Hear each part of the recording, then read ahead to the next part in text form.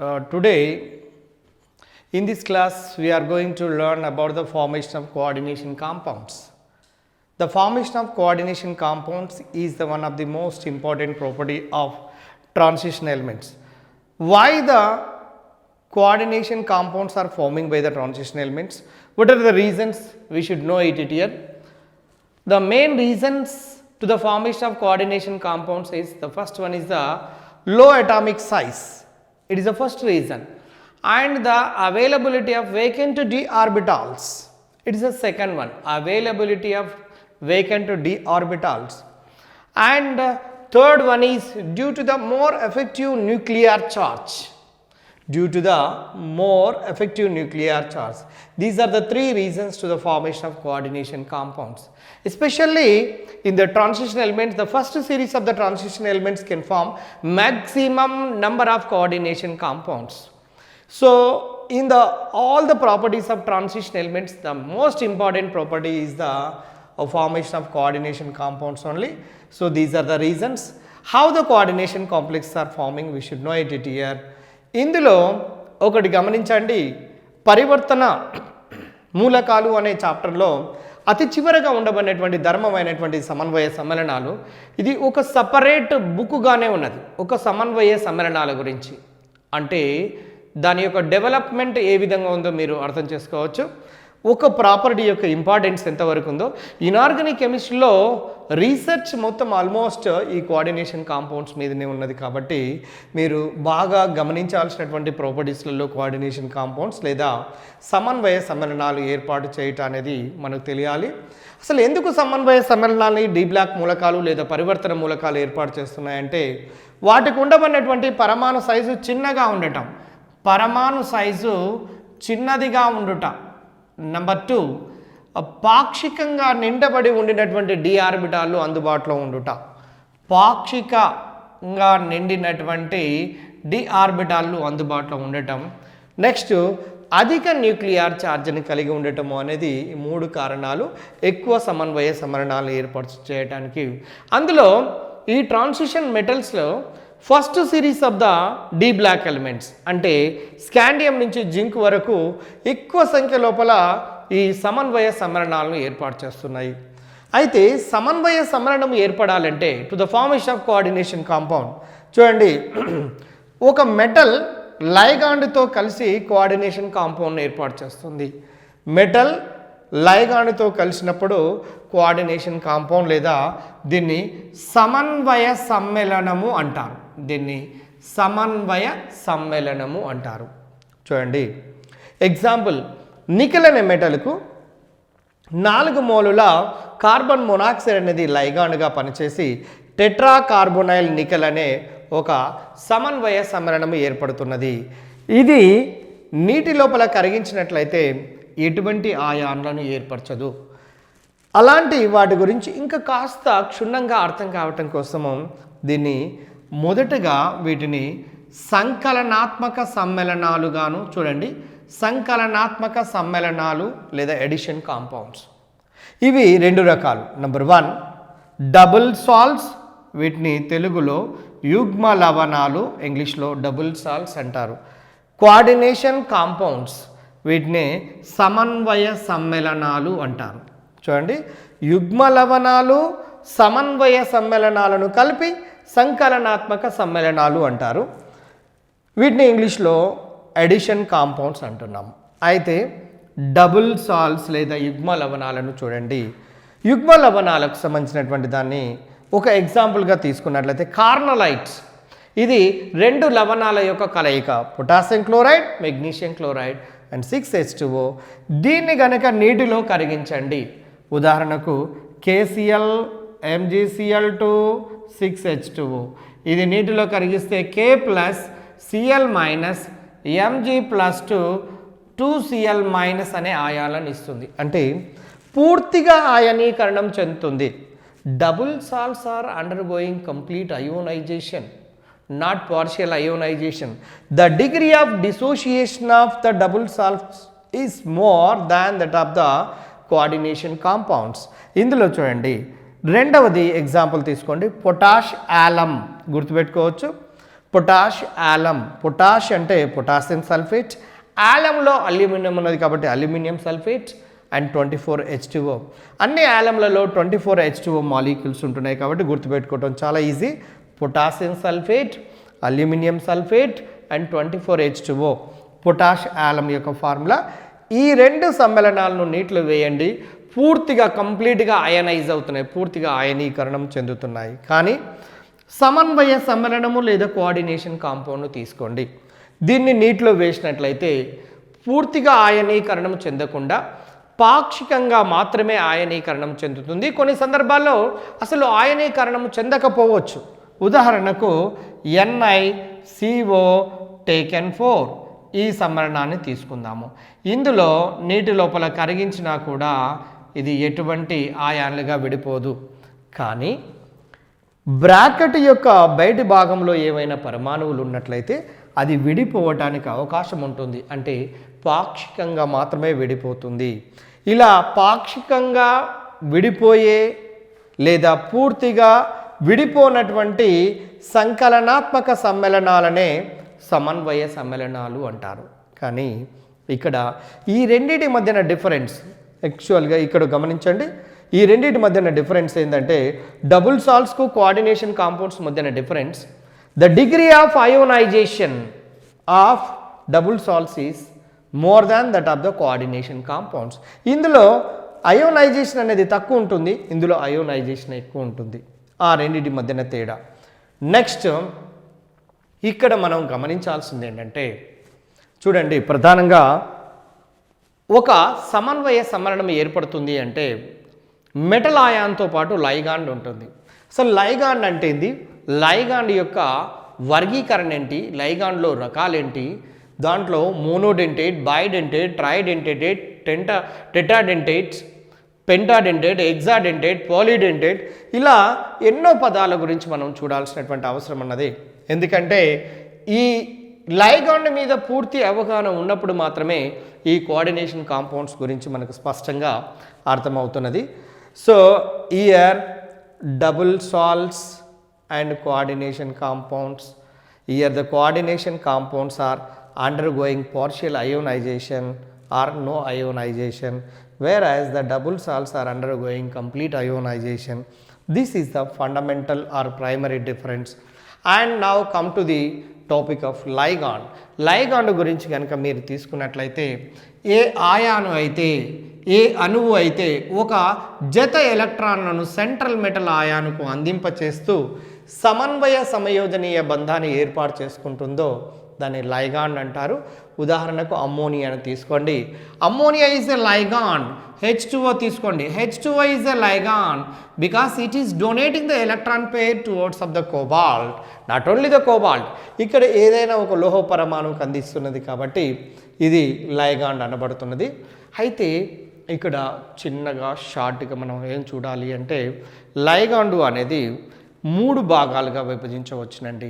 Based on the charge the ligand can be divided into 3 parts. They are the positive ligand, negative ligand and neutral ligands.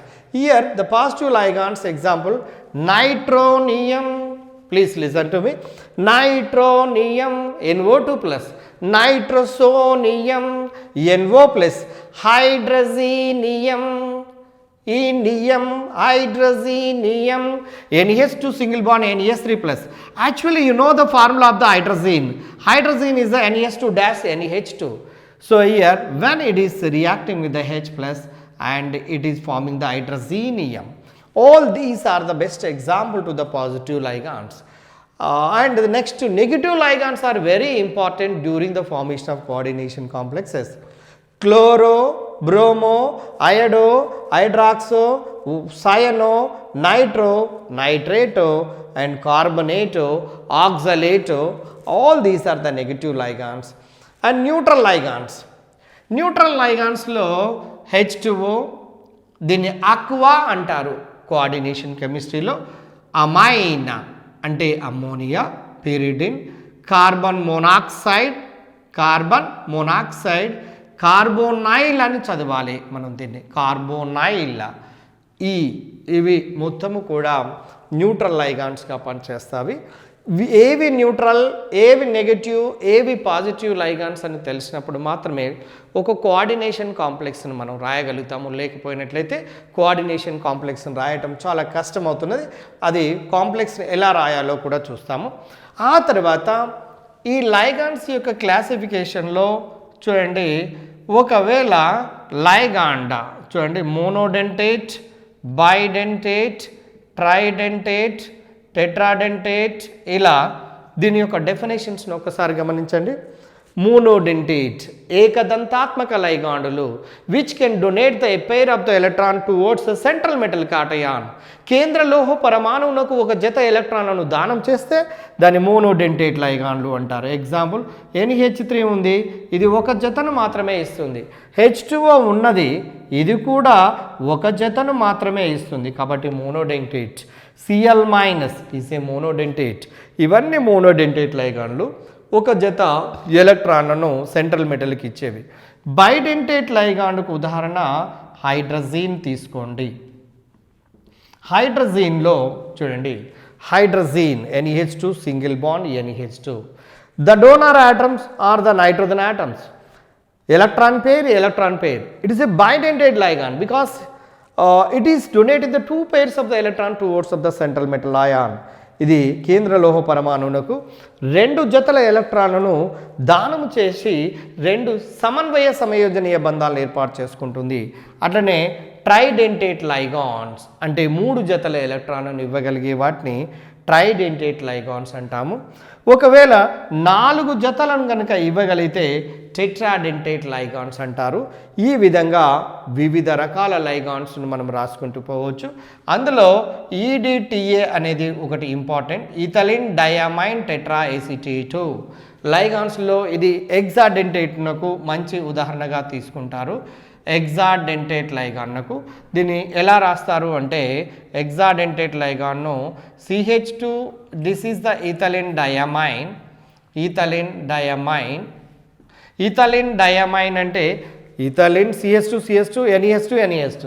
ఇందులోపల ఉండబడినటువంటి రెండు హైడ్రోజన్లు చూడండి, ఇందులోపల ఉండబడిన రెండు హైడ్రోజన్లు CH2 COO minus, CH2 COO minus, CH2 COO minus, CH2 COO minus. చూడండి pair pair pair pair pair pair. Totally మీరు దీన్ని చూడగానే అర్థమవుతుంది. ఇథలిన్ డైఅమైన్ చూడండి, దీని పేరు ఎలా వచ్చిందో ఇథలిన్ ఈ డైఅమైన్ డి టెట్రా ఎసిటేటో ఎసిటేట్ గ్రూపులు CH2 COO మైనస్. ఇక్కడ CH2 అని ఎందుకు రాస్తున్నామంటే ఇంకొక బాండ్ యాక్చువల్గా ఎసిటేట్ అనేది CH3 COO minus, CH3 COO minus, కానీ ఇక్కడ దీంతో బాండ్ ఏర్పాటు చేసుకుంటుంది కాబట్టి CH2 COO మైనస్గా మనం రాస్తున్నాము. కాబట్టి దీన్ని EDTAను ఎగ్జాడెంటేట్ లైగాండ్గా వాడతారు. ఎందుకో చూడండి, మైనస్ అంటే ఇక్కడ ఒక పేరు ఇస్తుంది, ఒక పేర్ 2 3 4 5 6. There are 6 pairs of electron pairs are present in the EDTA, so that EDTA is the one of the best example to the hexadentate ligands. ఈ కోఆర్డినేషన్ కాంపౌండ్స్లో ప్రధానంగా కొన్ని ఈ సమ్మేళనాల మీద చాలా రకాల ప్రశ్నలు అడుగుతున్నారు కాబట్టి వీటి మీద పూర్తిగా మనకు ఐడియా ఉండాల్సినటువంటి అవసరం ఉన్నది. ఉదాహరణకు చూడండి, ఫస్ట్ COCl3 6NH3 సంఘటనానికి ఈ ఫార్ములాను వెర్నర్ సైంటిస్ట్ ప్రకారం ఇక్కడ ఒక విషయం మనం గుర్తుంచుకోవాల్సినటువంటి అవసరం ఉన్నది. ఈ కోఆర్డినేషన్ కాంప్లెక్సెస్ను మెటల్ కాంప్లెక్సెస్ అంటారు. నెంబర్ 1 మెటల్ కాంప్లెక్సెస్ ఎందుకంటే all the complex are formed by the metals. Number 1. Number 2 complex compounds గమనించండి, కాంప్లెక్స్ కాంపౌండ్స్ అనేది అంటే ఇవి వాటర్లో డిజాల్వ్ చేసినట్లయితే కాంప్లెక్స్ ఆయాన్స్ను ఏర్పాటు చేస్తుంటాయి. ఎగ్జాంపుల్ K4FeCN టేకెన్ హెక్సా, దీన్ని వాటర్లో డిజాల్వ్ చేయండి. 4K plus FeCN taken hexa -4. చూడండి, this is simple Ayaan, this is it is a complex ion. చూడండి, ఈ సమన్వయ సమ్మేళనాన్ని నీటిలో కరిగిస్తే సంశ్లిష్ట ఆయాన్లను ఏర్పాటు చేస్తుంది కాబట్టి దీన్ని కాంప్లెక్స్ కాంపౌండ్స్ అనే పేరుతో కూడా పిలుస్తున్నాము. ఇంకొకటి ఏంటంటే వీటి యొక్క బాండింగ్ నేచర్ గురించి, వీటి స్ట్రక్చర్ గురించి బాగా సఫలీకృతుడు అయినటువంటి వ్యక్తి ఎవరయ్యా అంటే Werner. At the age of 26 he got the Nobel prize.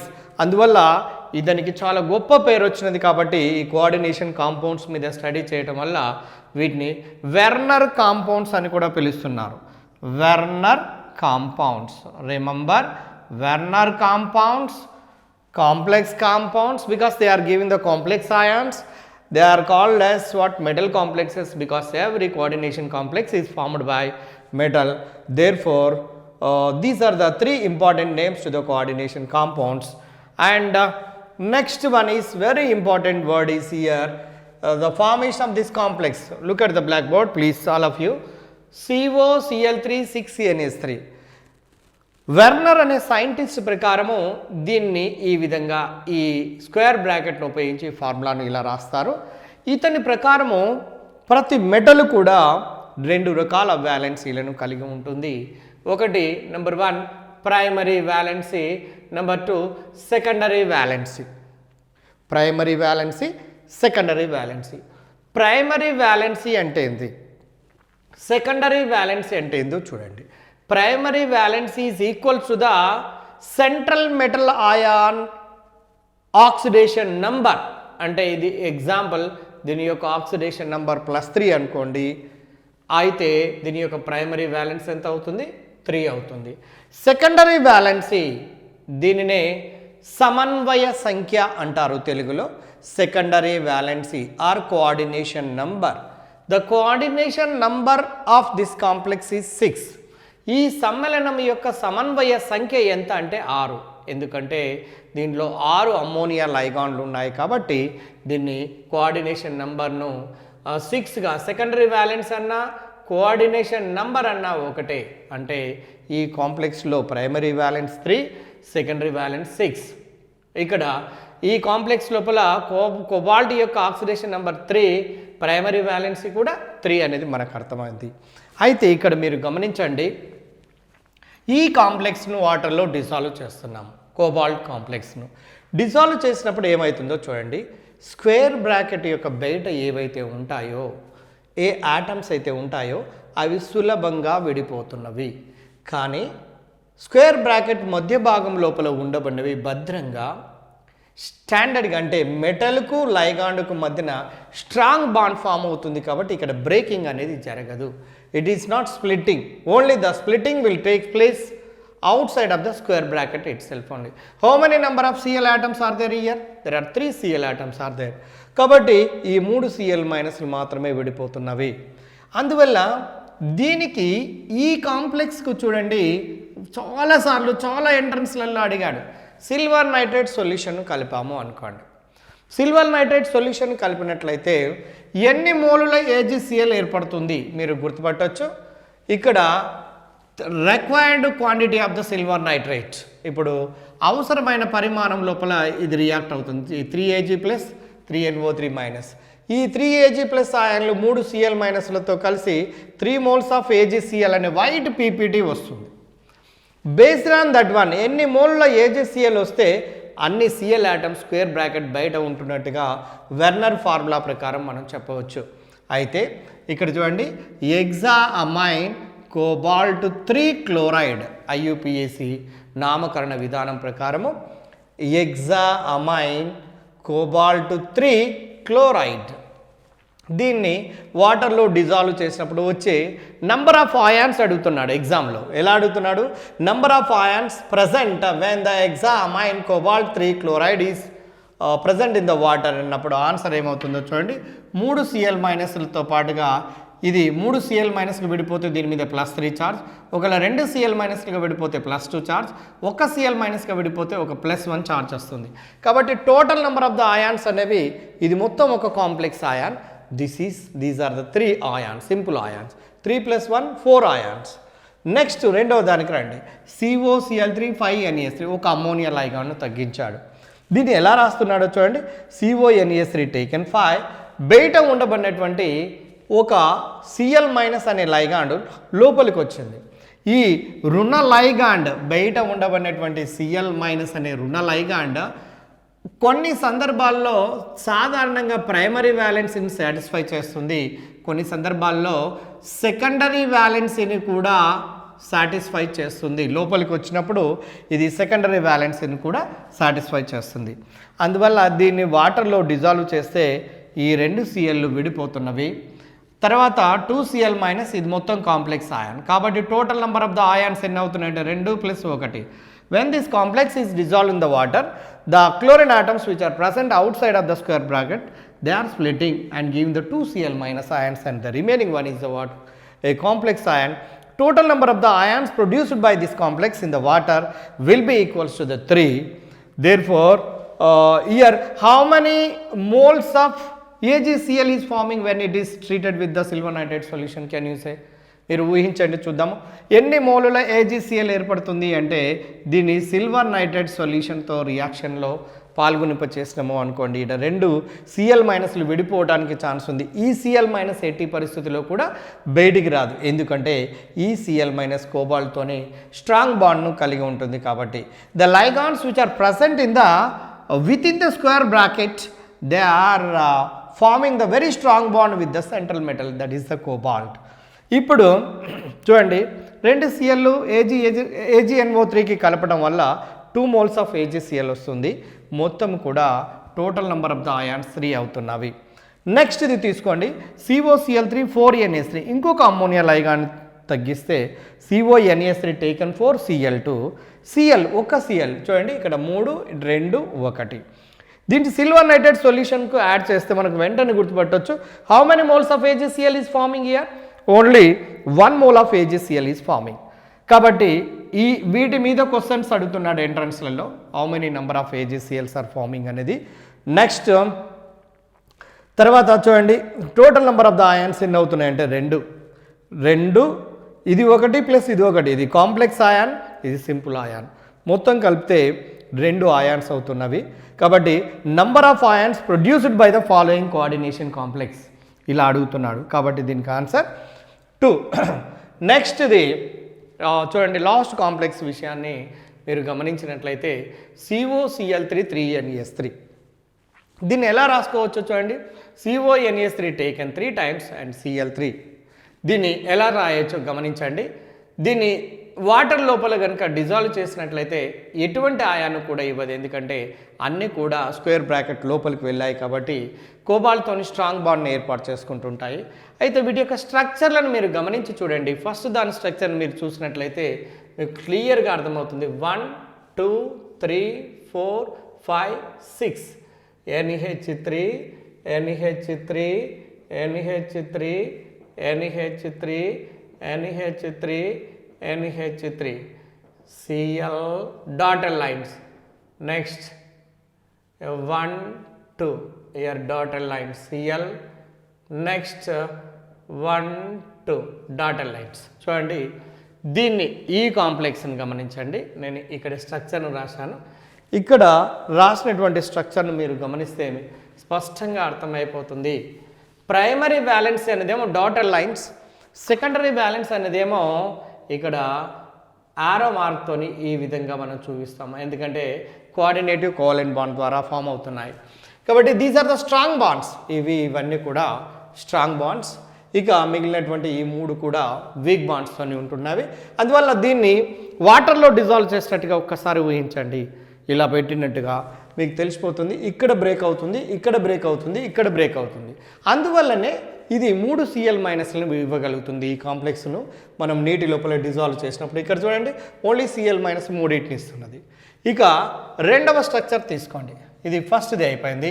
రెండవ స్ట్రక్చర్ని కనుక గమనిస్తే మీకు వెంటనే అర్థమవుతుంది. CO 1 2 3 4 5 6 ఇది సెకండరీ వ్యాలెన్సీ. సెకండరీ వ్యాలెన్సీలో ఎన్ని అమోనియాలు ఉన్నాయో చూడండి.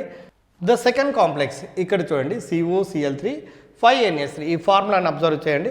CONH3 taken 5 and Cl. మొత్తము బ్రాకెట్ లోపల ఉండబడినటువంటి 5 + 1 6 5 + 1 6. ఈ నెగటివ్ లైగాండ్ ఒకసారి ప్రైమరీ వ్యాలెన్స్ను మరియు secondary valence at a same time లోపల 2 రకాల వ్యాలెన్స్ని సాటిస్ఫై చేస్తుంది. మిగిలినటువంటి 2 సిఎల్ని తీసుకోండి, సిఎల్ అండ్ సిఎల్. దీన్ని వాటర్లో డిజాల్వ్ చేస్తే ఇది బ్రేక్ అవుతుంది, ఇది బ్రేక్ అవుతుంది, but it doesn't break because it's a very strong bond between the cobalt and chlorine.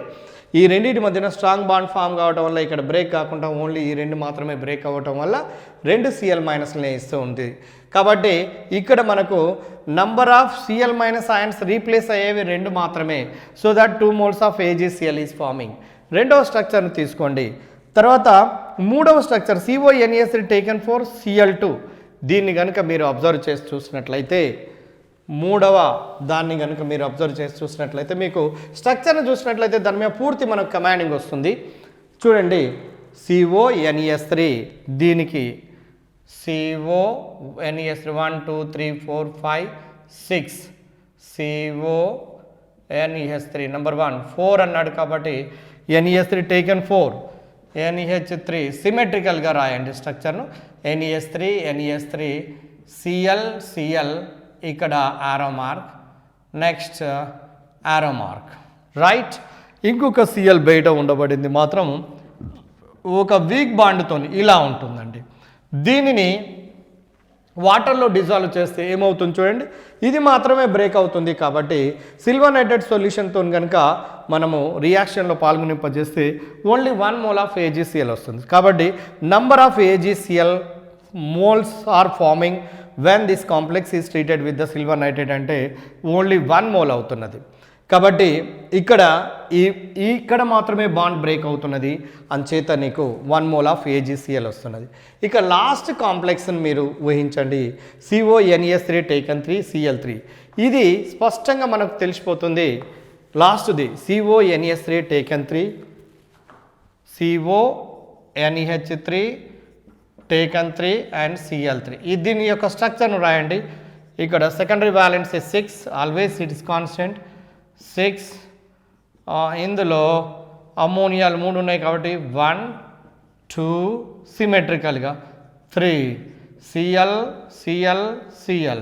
ఇది ప్రైమరీ వ్యాలెన్సీను చూపిస్తుంది, సెకండరీ వ్యాలెన్స్ రెండింటిని కూడా సాటిస్ఫై చేస్తుంది. కాబట్టి చూడండి, ట్రైక్లోరో ట్రైఅమైన్ కోబాల్ట్ 3 కాంప్లెక్స్ని కనుక దీన్ని నీటి లోపల డిజాల్వ్ చేస్తే ఒక్క Clను కూడా ఇవ్వట్లేదు. ఎందుకంటే ఈ 3 Clలు కూడా స్ట్రాంగ్ బాండ్ను కోబాల్తో ఏర్పాటు చేస్తున్నాయి. కాబట్టి ఈ కాంప్లెక్స్ను వాటర్లో డిజాల్వ్ చేసినట్లయితే no ionization, no question of giving of any kind of ions when this complex is dissolved in the water.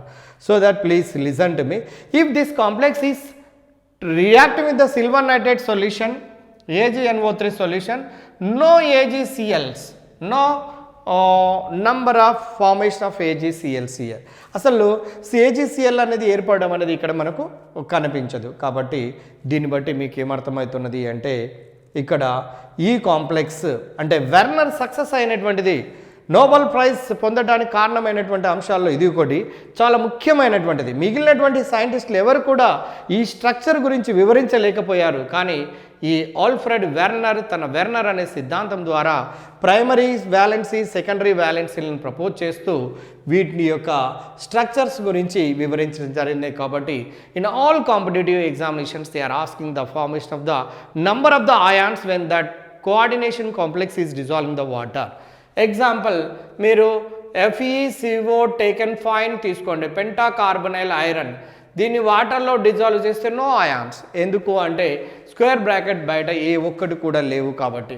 Next అట్లానే CrCO టేకెన్ ఎగ్జా, దీన్ని తీసుకొని చూడండి, ఎగ్జా కార్బనైల్ క్రోమియం తీసుకున్నా కూడా వాటర్లో డిజాల్వ్ చేస్తే ఆయాన్స్ అనేవి ఇవ్వడం లేదు. అంటే ఇక్కడ అయోనైజేషన్ అనేది జరగటం లేదు ఈ సమన్వయ సమ్మేళనాల్లో. when you are taking the pentacarbonyl iron and hexacarbonyl chromium, when these compounds are dissolved in the water, they are not give the any kind of the ions because outside of the square bracket there are no atoms, so that it doesn't undergoes to the any kind of ionization. This is about the ionization, number of formation of AgCls, and the next one is the number of formation of ions.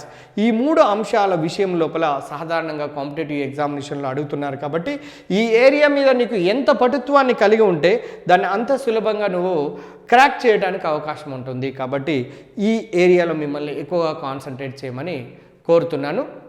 గమనించండి, ఈ coordination కాంప్లెక్స్లో కొన్ని competitive ఎగ్జామినేషన్లు ఎలా అడుగుతున్నాడు అంటే oxidation number మీద కూడా అడుగుతున్నాడు. Calculation of oxidation number, oxidation నంబర్ను ఎలా క్యాలిక్యులేట్ చేయాలో చూడండి. కొన్ని ఉదాహరణలు కనుక గమనించినట్లయితే first you observe all these examples. దీని లోపల సిల్వర్ యొక్క ఆక్సిడేషన్ నంబర్ కావాలి అనుకోండి, తెలియనటువంటి దాన్ని ఎక్స్ అనుకోండి. So it's a X.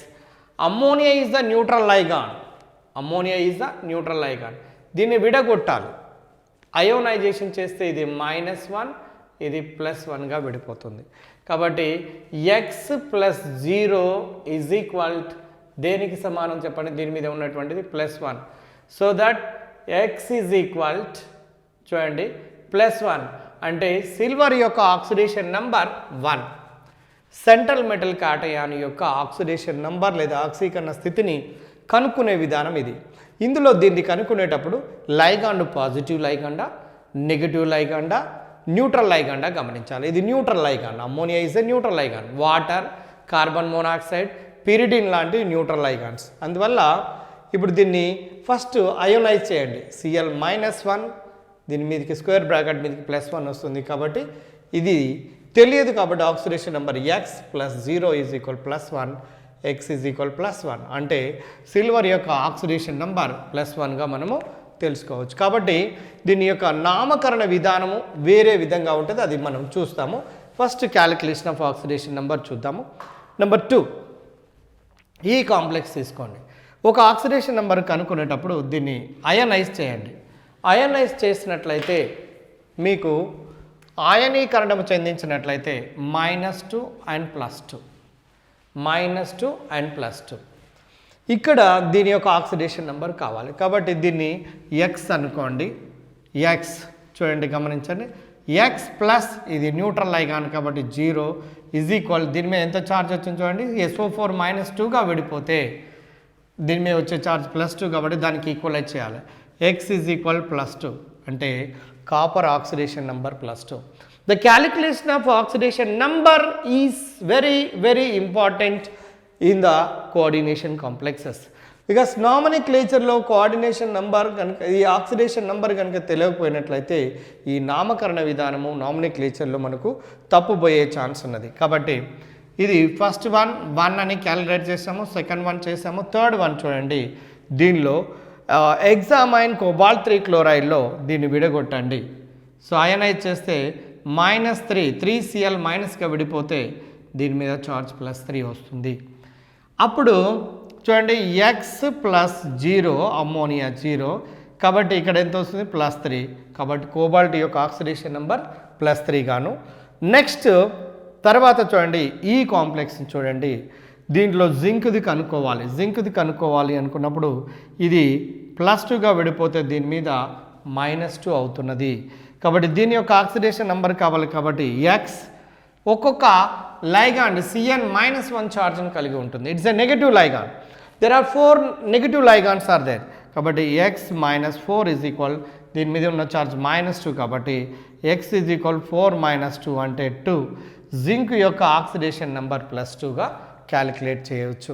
చూడండి దీంట్లో +1 గాను, ఈ కాంప్లెక్స్లో టెట్రామైన్ కాపర్ 2 సల్ఫేట్ లోపల +2 గాను, ఎగ్జామైన్ కోబాల్ట్ 3 క్లోరైడ్లో +3 గాను, నెక్స్ట్ సోడియం ఇక్కడ గమనించండి, సోడియం టెట్రాసైనో జింకేట్ లోపల +2 గాను. దీని లోపల క్యాలిక్యులేషన్ ఎలా చేయాలనో చూద్దాము.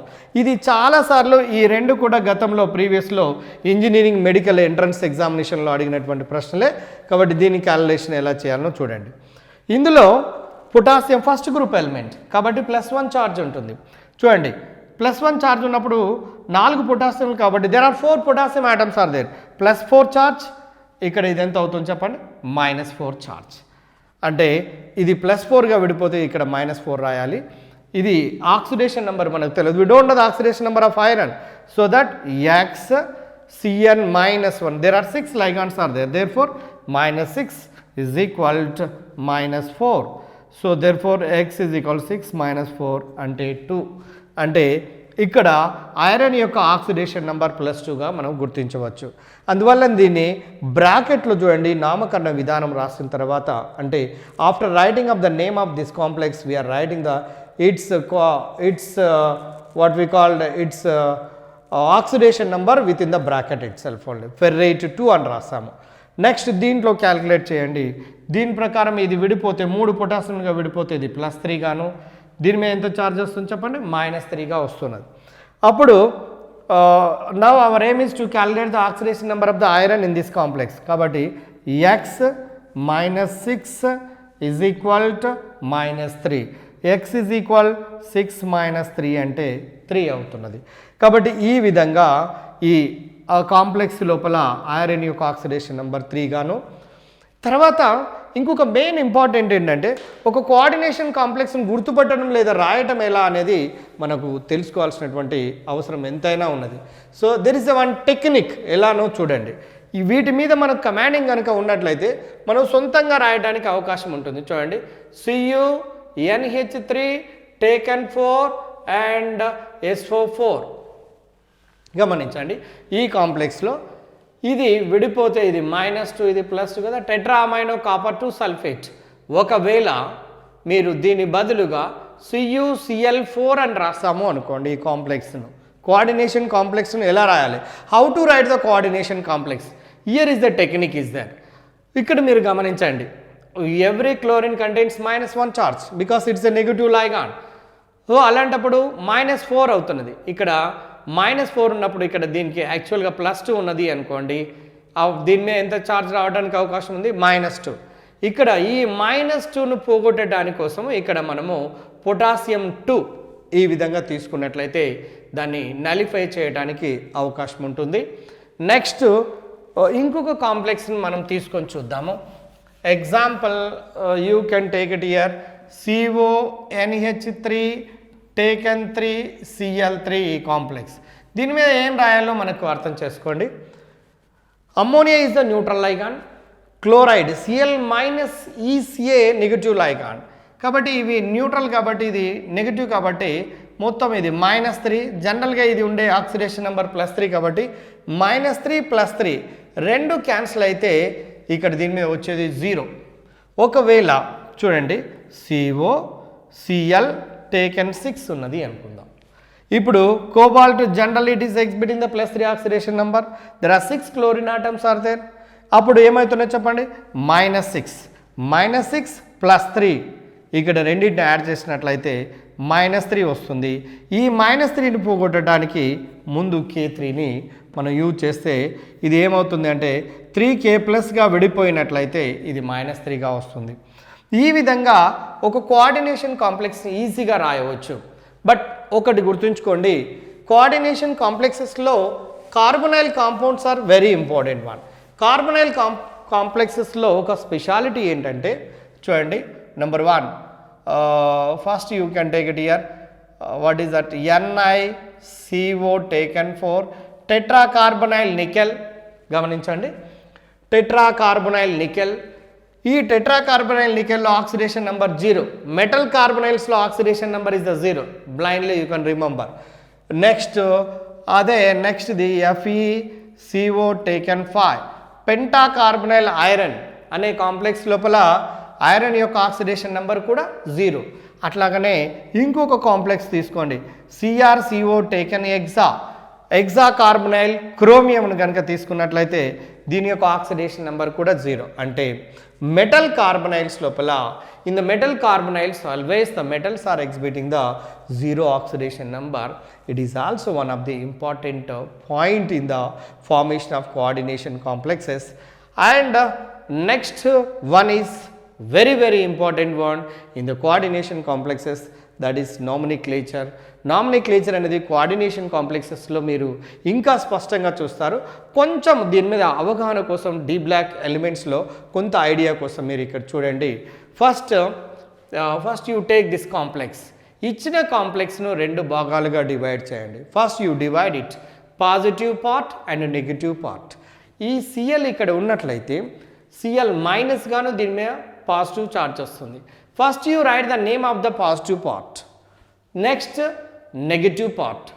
ఈ పాజిటివ్ పార్ట్ లోపల మొదటగా లైగాన్స్ను పేరు పెట్టాలి. చూడండి, first you right the names of the ligands, next metal, next తర్వాత ఉన్నబడినటువంటి లైగాన్స్. కాబట్టి డై అమైనో పాజిటివ్ దాన్ని ముందు రాస్తున్నాము. Di amino silver 1 chloride, silver 1 chloride దీని యొక్క నామకరణ విధానము.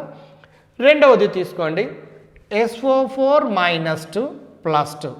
This is positive part, it is negative part.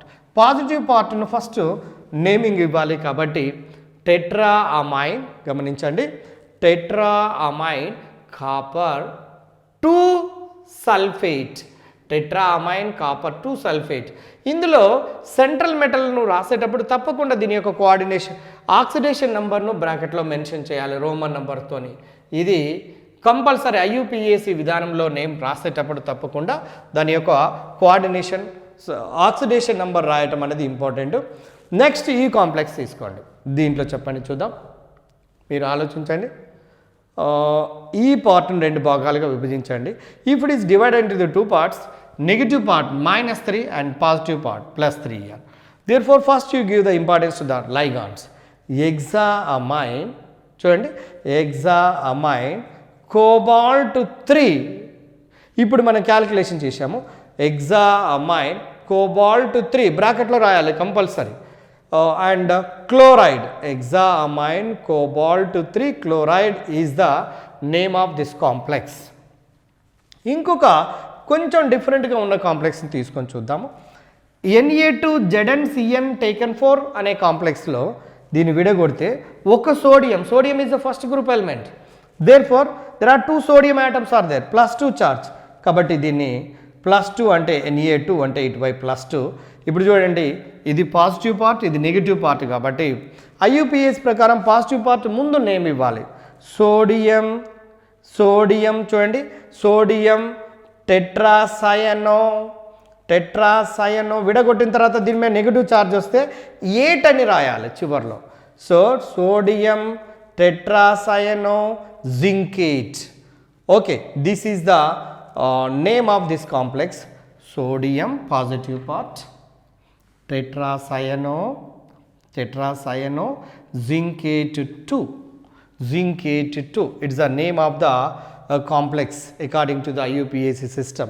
IUPAC system ప్రకారం దీని యొక్క నేమ్. ఈ 2 చాలా ముఖ్యమైనవండి. జనరల్గా చాలా కాంపిటేటివ్లో అడిగినటువంటి క్వశ్చన్స్. ఇందులో చూడండి, K4 4 potassium, these are the first group elements. కాబట్టి +4 చూడండి, ఇక్కడ రాస్తాం +4, ఇక్కడ ఆటోమేటిక్గా -4 వస్తుంది. ఈ రెండిట్లలో పాజిటివ్ పార్ట్కి ముందు పేరు పెట్టాలి కాబట్టి so first you write it here, potassium hexacyano, చూడండి, పొటాషియం హెక్సాసయనో ఫెర్రేట్ 2. ఈ 2 అనేది దీని యొక్క ఆక్సిడేషన్ నంబర్. సేమ్ అదేవిధంగా ఇంకొక కాంప్లెక్స్ని మీరు తీసుకొని చూడండి, K3 FeCN taken hexa, K3FeCN taken hexa. దీన్ని విడగొట్టినట్లయితే ఇది +3 గాను, ఇది -3 గాను. ఇందులో పాజిటివ్ పార్ట్ ముందు పెట్టాలి కాబట్టి పొటాషియం హెక్సాసయనో ఫెర్రేట్, ఇక్కడ నెగిటివ్ ఛార్జ్ వచ్చింది కాబట్టి చివరిలో 8 అని మనం యూజ్ చేయాలి.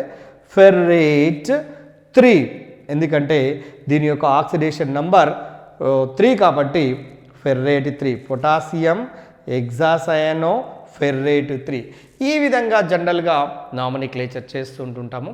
అయితే ఇక్కడ గమనించండి, ఒకవేళ ఇవ్వబడిన లైగాండ్లు కనుక బల్కీ లైగాండ్లు ఉన్నట్లయితే, బల్కీ లైగాండ్లు అంటే ఈథలిన్ డయామైన్ యొక్క స్ట్రక్చర్ చూడండి, NH2 CH2 NH2. ఇలాంటి లైగాండ్లు కనుక ఉంటే 2 ఉంటే బిస్ అంటారు, 3 ఉంటే ట్రిస్ అంటారు, 4 ఉంటే టెట్రాకిస్, 5 ఉంటే పెంటాకిస్ అనే ఆ పదములను ఉపయోగిస్తూ నామినిక్లేచర్ను మనం చేస్తూ ఉంటాము. ఆ డీటెయిల్స్ అన్నీ కూడా మనం కోఆర్డినేషన్ కెమిస్ట్రీలో చాలా క్లియర్గా నేర్చుకుంటాము. ఇందులో అతి ప్రధానమైనటువంటి అంశాల్లో మనం చూడాల్సినటువంటి ఏంటంటే, ఒకటి calculation of oxidation number is very very important one. Number 2 writing of the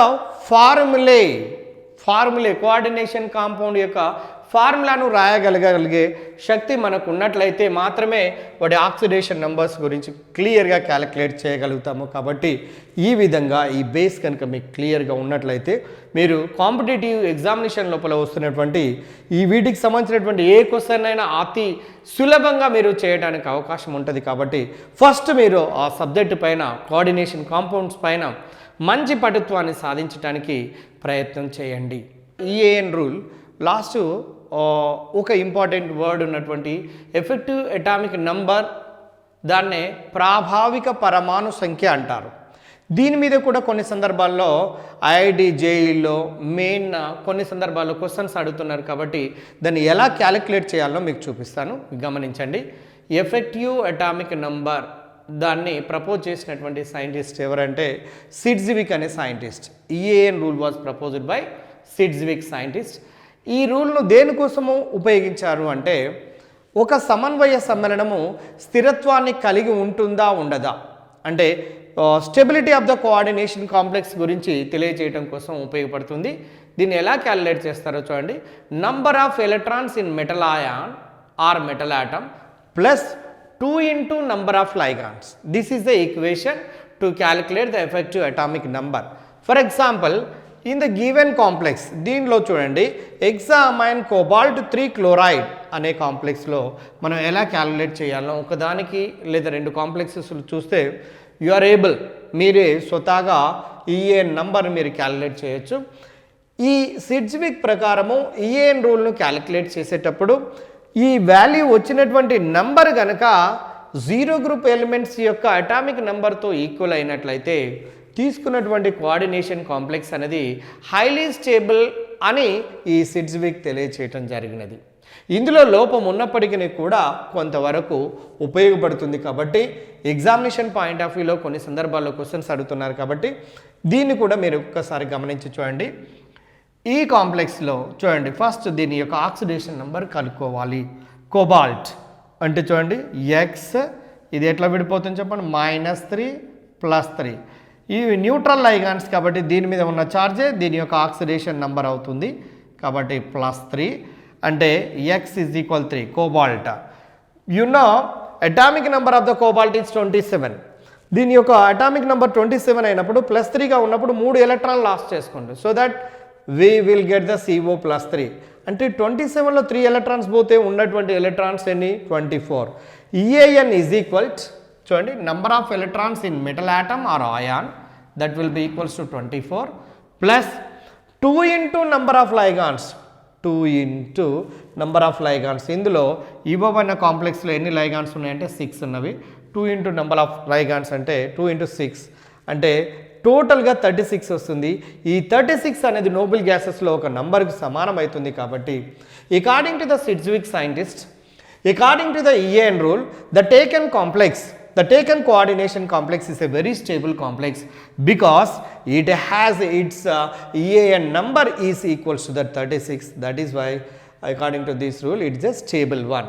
మీరు ఇంకొక దాన్ని కూడా ఇలా మీరు క్యాలిక్యులేట్ చేసి చూసినట్లయితే, ఒకవేళ ఈ ఈఏఎన్ రూల్ ప్రకారము వచ్చినటువంటి నెంబర్ కనుక ఈ జీరో గ్రూప్ ఎలిమెంట్స్ యొక్క అటామిక్ నెంబర్కు ఈక్వల్ కాకపోయినట్లయితే అటువంటి కాంప్లెక్స్కు స్టెబిలిటీ తక్కువ అని ఈ సిడ్జ్విక్ అనే సైంటిస్ట్ తెలియచేయటం జరిగాడు. కాబట్టి ఇంకొక కాంప్లెక్స్ని మీరు వేరొక దాన్ని మనం తీసుకొని చూసినట్లయితే మీకు తెలుస్తుంది. K4FeCN taken ఎగ్జా. చూడండి ఈ కాంప్లెక్స్లో ఫస్ట్ ఆక్సిడేషన్ నెంబర్ను క్యాలిక్యులేట్ చేయండి. అంటే ఇది +4గా విడిపోతే దీని మీద -4 వస్తుంది. ఇది ఎక్స్ అనుకుందాము. You know the negative ligand this is, కాబట్టి x -6 6 ఉన్నాయి కాబట్టి is equal -4, x is equal 6 - 4 is equal to, this is the oxidation number of the iron. Iron యొక్క ఆక్సిడేషన్ నెంబర్ 2గా ఉన్నది కాబట్టి దీన్ని ఫెర్రస్ రూపంలో ఉన్నట్టుగా మనకు అర్థమైంది. అయితే ఈఏఎన్ దీన్ని క్యాలిక్యులేట్ చేయండి చూద్దాం. ఈఏఎన్ ఈజ్ ఈక్వల్ చెప్పండి ఇందులో ఐరన్ అంటే ఐరన్ ఎలా ఉన్నది చెప్పండి 26 కదా, దీంట్లోకి వెళ్ళి 2 ఎలక్ట్రాన్ లాస్ చేస్తే Fe+2 అంటే 24. Year number of electrons present in the Fe+2 is equals to 24.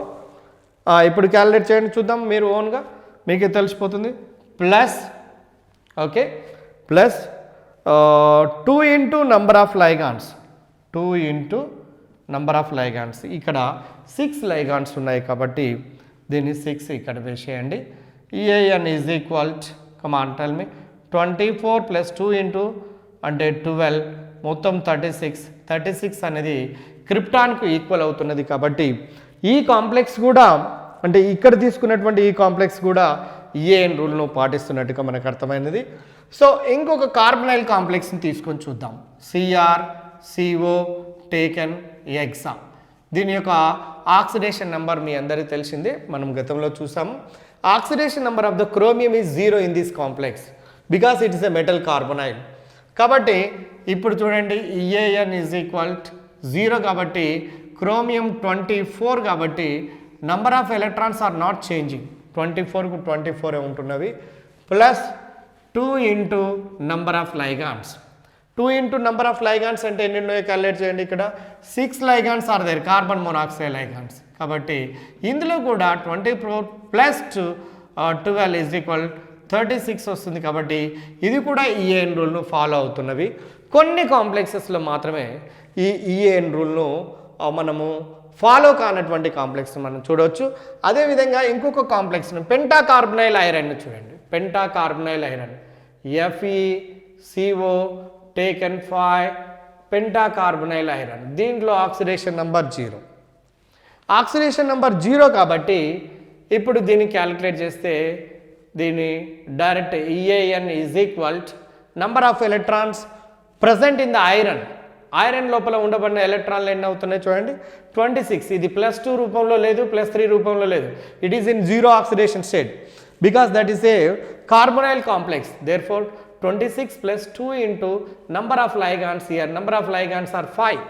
కాబట్టి ఇప్పుడు దీన్ని క్యాలిక్యులేట్ చేయండి.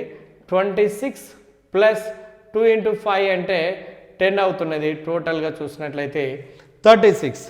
అంటే ఇది కూడా ఇందులోపల నోబుల్ గ్యాసెస్ లోపల ఉండబడినటువంటి క్రిప్టాన్ యొక్క అటామిక్ నంబర్కు సమానమైనది. కాబట్టి ఈ కాంప్లెక్స్ కూడా ఈఏఎన్ రూల్ను పాటిస్తున్నట్టుగా మనకు అర్థమవుతున్నాయి. కాబట్టి ఇక్కడ తీసుకున్నటువంటి ఎగ్జాంపుల్ మీరు ఏ కాంప్లెక్స్ అయినా తీసుకోండి, క్యాలిక్యులేషన్ చేయండి. చేసిన తర్వాత వచ్చినటువంటి నంబర్ కనుక దీనికి ఈక్వల్గా కాకపోయినట్లయితే ఆ కాంప్లెక్స్ అనేది ఈఏఎన్ రూల్ను పాటించడం లేదు. కాబట్టి that is not a stable complex. Dear friends, మనము ప్రీవియస్ లోపల డి బ్లాక్ ఎలిమెంట్స్ లేదా ట్రాన్సిషన్ ఎలిమెంట్స్ యొక్క ప్రాపర్టీస్ గురించి మనము చాలా క్షుణ్ణంగా క్లియర్గా వాటి లోపల ఉండబడినటువంటి కాన్సెప్ట్స్ మొత్తం కూడా చూడడం జరిగింది.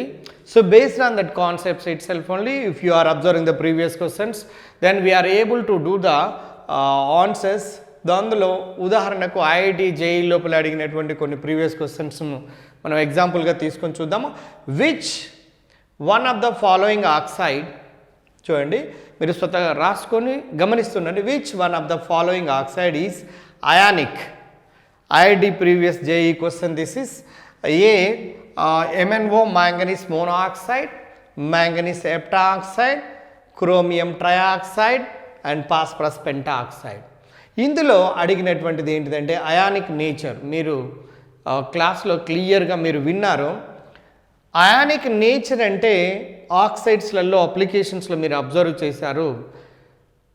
In a lower oxidation number in a oxides, in a lower oxidation number, that oxide possesses the ionic nature. అందువల్ల మీరు ఒక్కొక్క దాన్ని క్యాలిక్యులేట్ చేసుకుంటూ పోదాము. Oxygen -2, therefore manganese +2. manganese oxidation number is +2. ఇక్కడ చూద్దాము. 7 2s are -14, therefore +14. each one exhibit the +7. రెండు manganese కలిపి 14 అయినప్పుడు ఒకదానికి మ్యాంగనీస్కి మాత్రమే ఆక్సిడేషన్ నెంబర్ చెప్పాలి కాబట్టి +7. and you calculate it here. 3 2s are minus 6 and plus 6, chromium plus 6. 5 2s are minus 10 అంటే ఇక్కడ plus 10, each one is plus 5. ఇప్పుడు దీంట్లో ఉండబడినటువంటి కాంపౌండ్స్లు అన్నింటి లోపల తక్కువ ఆక్సిడేషన్ నెంబర్ ఉండబడినటువంటి కాంపౌండ్ ఏంటంటే manganese mono oxide MnO.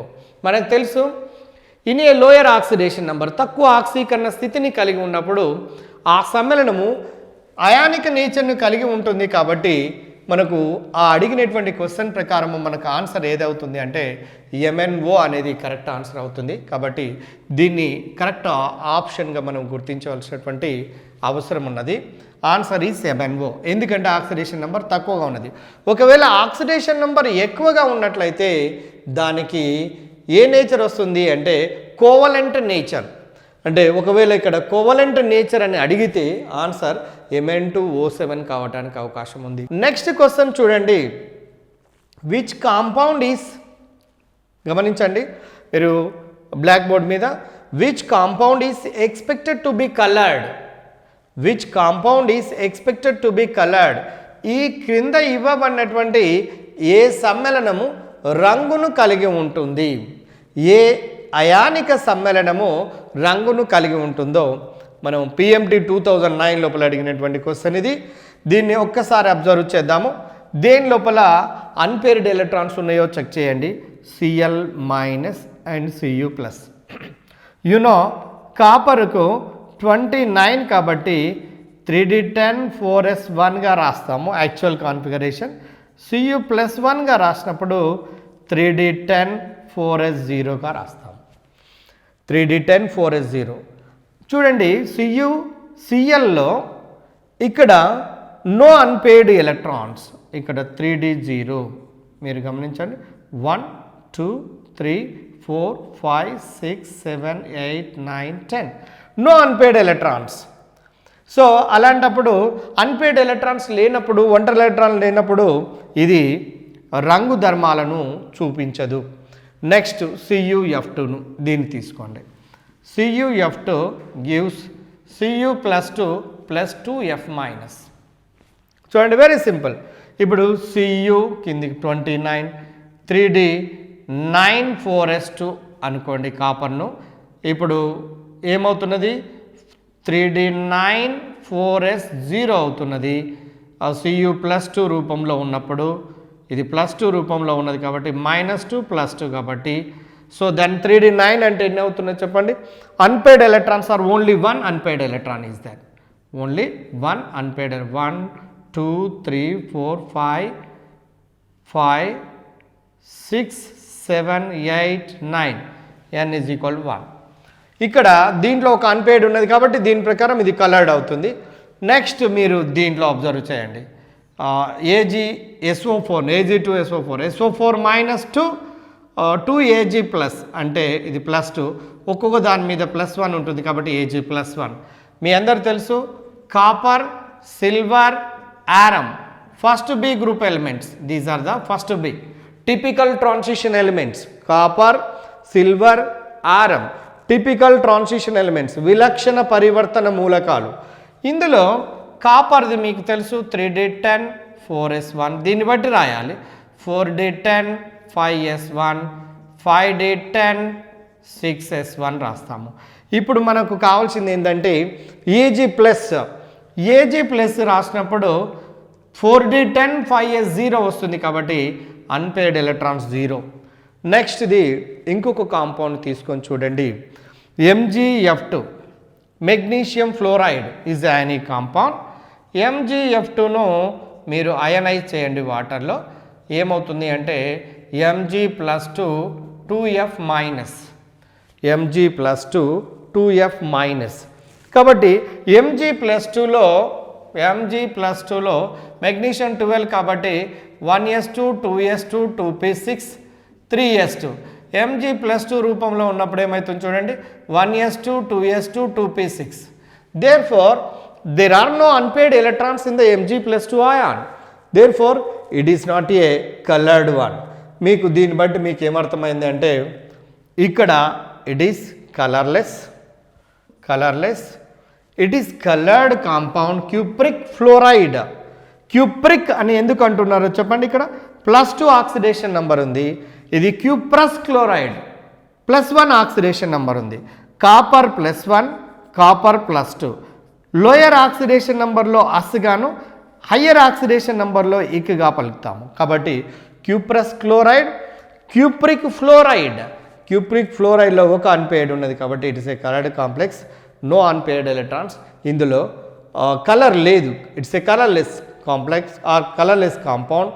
MgF2 is also colourless compound. ఎందుకు అంటే వీటన్నింటి లోపల కూడా అన్పేర్డ్ లేవు, దీనిలో మాత్రమే అన్పేర్డ్ ఉన్నది. కాబట్టి మనకి ఇచ్చినటువంటి క్వశ్చన్ ప్రకారము ఈ PMT 2009లో ఇచ్చినటువంటి దాని ప్రకారము ద ఆన్సర్ ఈజ్ CuF2.